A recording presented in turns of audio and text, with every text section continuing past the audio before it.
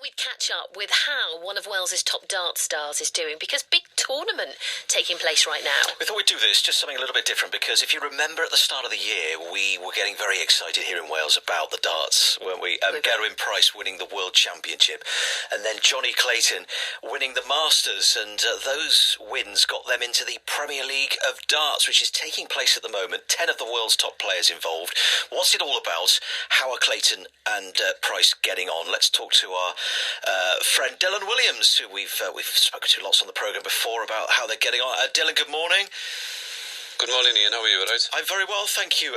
Tell us how they're getting on. Unfortunately, because Price had to pull out of the Premier League, didn't he? He tested positive for COVID, so he's not involved, which is a big shame for him, having won the World Championship. But Jonny Clayton flying the flag for Wales. Yeah. If I just touch on Price, the news that came through on that Monday morning that he tested positive, it was a massive blow for Gerwyn, but also for the PDC.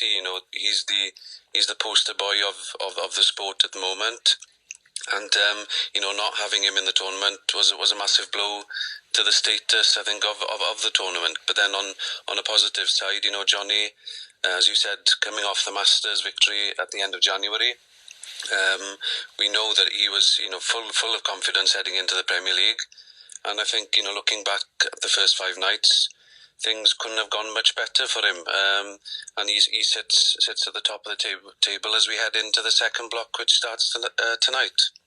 Talk to us about how he's been getting on then, and how his life has changed, if at all, since that Masters win. Because I remember talking about it and saying to you, how will this change him? He talked about possibly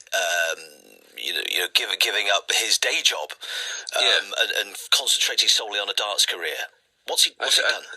Yeah, well, I think it's worked in stages. When Wales won the World Cup in November, I think partnering Gerwyn made a big difference to Jonny, and it gave him that sort of belief, going in to the start of 2021, that he was capable, and it's a case of belief. Jonny has mentioned it in many interviews that he now actually believes he can compete with the elite.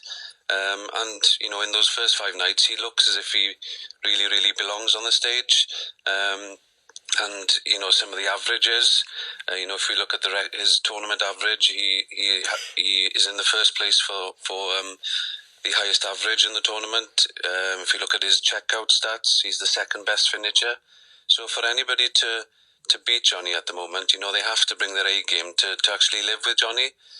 Since we spoke last about the job, nothing's changed. Jonny is one of these characters where, family comes first, and if it isn't fixed, if it isn't broke, it doesn't need to be fixed. So he's still plastering then, is he? Still doing the plastering?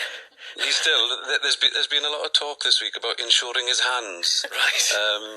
So I think... How much do you have to insure your hands for? Well, I remember somebody saying about... Michael Flatley with Riverdance, I think his legs were insured for 25 million. Oh yeah. So I think